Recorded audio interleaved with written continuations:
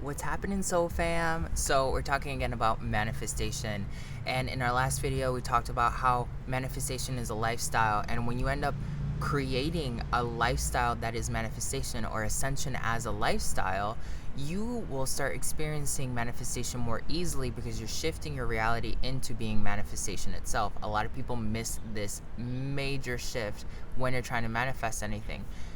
You'll become so good at it that you'll manifest things that you didn't even realize you wanted, because you are walking in the path of manifestation by harnessing your energy in these techniques that I've been sharing with you across these videos. That's creating and perpetually living in a vortex. Okay, so if you're looking for one-on-one coaching and you're having any problems manifesting or accelerating your ascension, I'm your guy. Set up a one-on-one consultation call with me, and we will go ahead and get you all the answers that you need to get to so that we can make sure that you get to your ultimate ascension state and start living this magical life that I've been able to live myself.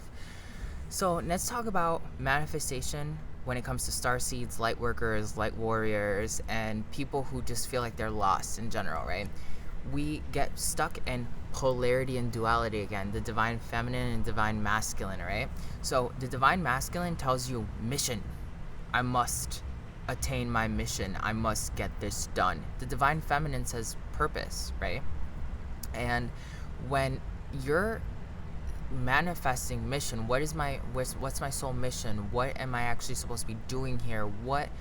What's the whole point of reality? You're constantly manifesting with tension in your life. You always manifest with some sort of resistance. Similar, when people are looking at reality, your perception of reality designs how reality actually works with you.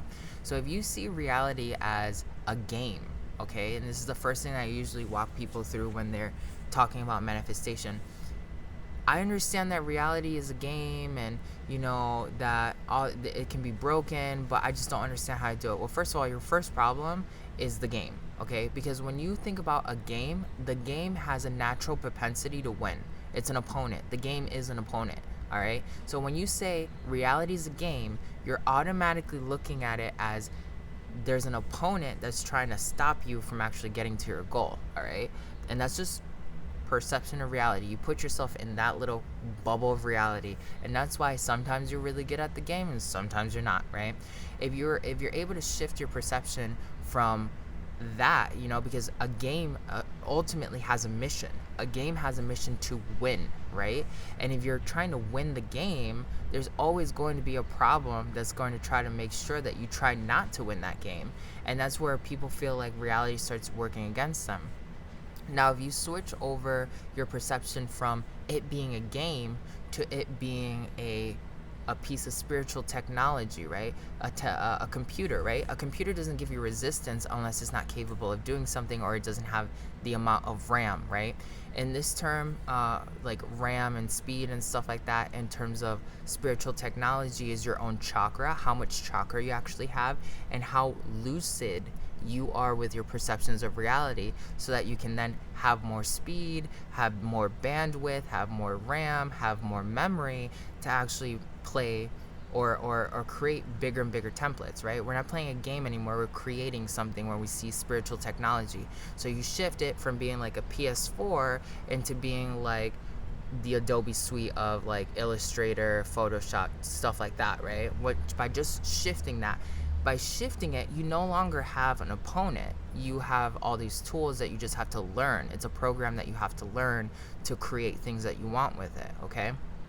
Similarly, when you start looking at a program, you're more so in neutrality at that point, which neutrality can be really beneficial when you're manifesting in that state, because nothing's fighting you, nothing's saying that you can't be as creative as you want. You're only limited by your own creativity to what you're actually going to be creating, right? And that's where our last video talking about how you then have to tame your ego to become even more creative now is going to play into effect. But what if we change our perception from spiritual technology to a hologram, okay? If you switch to a hologram, you're saying that everything that's happening right now is like hyper collapse into every smaller atom, every smaller fragment, every bigger aspect of ourselves. So I exist in the sun. I exist in all of this reality. I exist inside of my cells. I exist in the antimatter of my cells. I exist in 45 universes beyond this universe. Like, that's what a hologram is saying. Like, my existence is perpetually being expressed at every level because it's all in one particular aspect, okay? So once you see a hologram, you start seeing like infinity, okay? That's why people try to shift from seeing spiritual technology into a hologram, because then you start seeing infinity. Once you start seeing infinity as a hologram, your manifestation is saying, okay, what is the one thing that I have to shift? One thing inside of the hologram that then changes the whole entire hologram as a whole. For some people, it's easier for them to see spiritual technology than an actual hologram. For certain circumstances, it's easier for you to use the hologram piece than the spiritual technology piece, okay?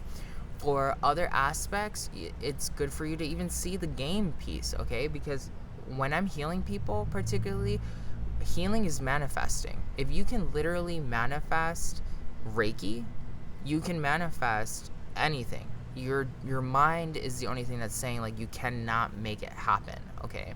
So when I'm healing someone, I'll be like, okay, sometimes I do see it as a game. I want to crack the code. I want to see how people click and tick, so that I know how it works in other algorithms that are affecting people who live in a game.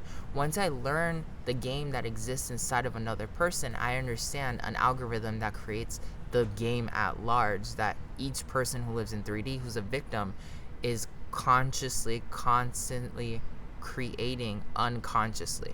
So each one of us is an integral piece to how manifestation works personally and as a greater scope. So if you're actually a healer and you look at these spectrums the way it is, it becomes very useful. Now, if I'm using healing still, and let's say I'm still healing someone and I switch it to spiritual technology, it makes things a little bit easier for me. I don't have to start breaking codes. I'm just running a program, waiting for the program to come back and tell me something about what's going on.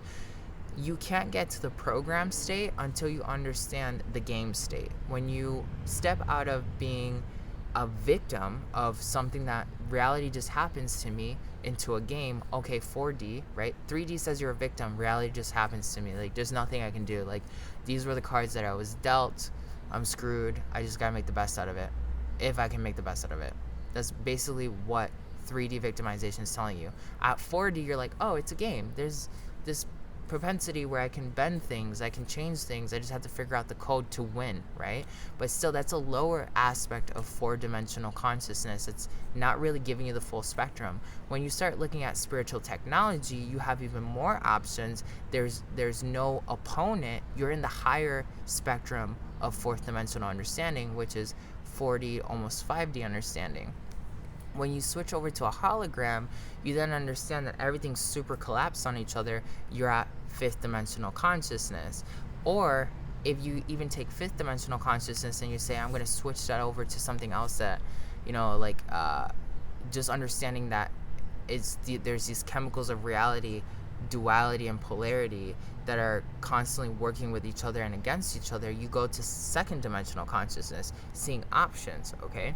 So then when you shift like that and you're using these different tools of a spiritual program, these different perceptions of reality, you then start manifesting more cleanly, more efficiently, and on autopilot. Like, you will literally go out of your way and start living your purpose, okay? Because you're surrendering into understanding that your purpose is to be a creator, that your purpose is whatever it is that you chose it to be, that there is no mission other than creation. So notice how I said at the beginning, mission is very negative. Mission can be very dominant. Mission can put a lot of pressure towards you, similar to a game where like you will fail if you don't accomplish your mission. That's very male energy right there. But here, if you say my mission is to learn that my purpose is to be a creator and create whatever it is that I want from there on out, you've brought yourself back into neutrality, and you can create within the yin and the yang, spinning in spirals, going directly, or just using a combination of both to even create something new like an arc.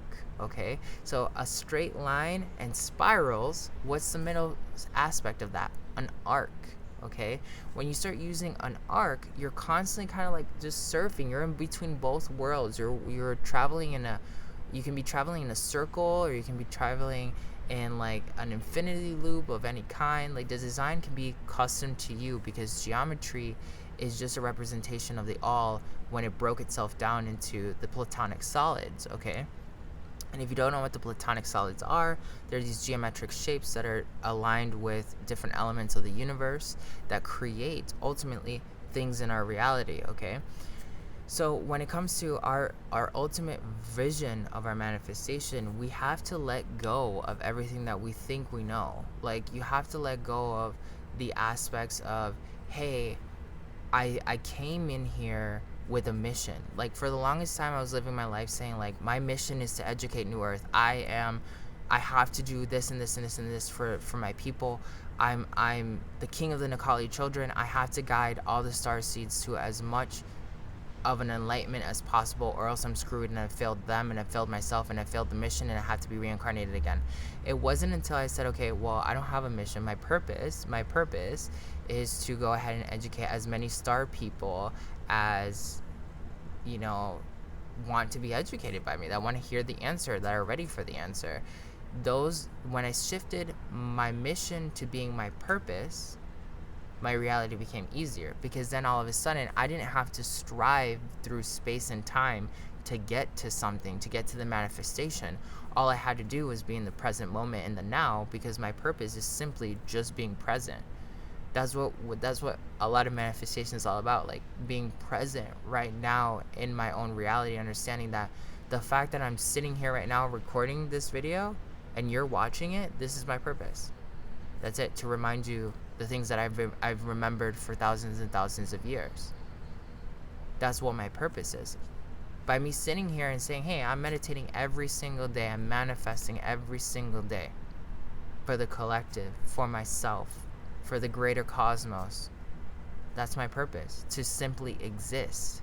All right, so a lot of times people are like looking for their soul mission, their soul purpose, whatever. What if you didn't have anything other than being present and saying, like, I'm not going to go looking for something outside of myself that does or does not exist? And it's so hard for people to be like, I deserve a grand purpose, I deserve this. But ultimately, when you say I deserve a mission, I feel like I have a mission, whatever, you always have to look back at your own divine creation. Like, you chose the storyline before you incarnated in this body. So who's giving you a mission other than yourself? If you are sitting with yourself and meditating and saying, like, I can't figure out what my mission is, maybe there is no mission. Maybe you didn't give yourself a mission. Maybe you actually came in here to experience this moment right now, realizing that, hey, you've been wasting your whole entire time. And time doesn't exist, so have you been actually wasting your time? You just created a lot of space between your consciousness, which was just 3D victimization. Don't want to blow your mind too much with all of these videos. I'm sending you all of my love. If you need any coaching, if you want to accelerate your ascension, if you want to bring yourself to the next levels and experience the realities that I'm explaining to you as an everyday perpetual basis, set up a call with me. Check out the link below this video or in my bio. Send me a DM saying clarity call, and I will gladly sit down with you and help you figure out what clarity you need, and we can see if you're a good fit to be coachable, to shift your reality in lightning speed. I'm sending you all of my love. Please share this with as many people as need to hear this. Only you know who needs to hear it. And as you continue to share this vibration, you're helping me expand my purpose, and you're fulfilling another version of a greater purpose than you may even be aware of right now. I'll talk to you in our next video.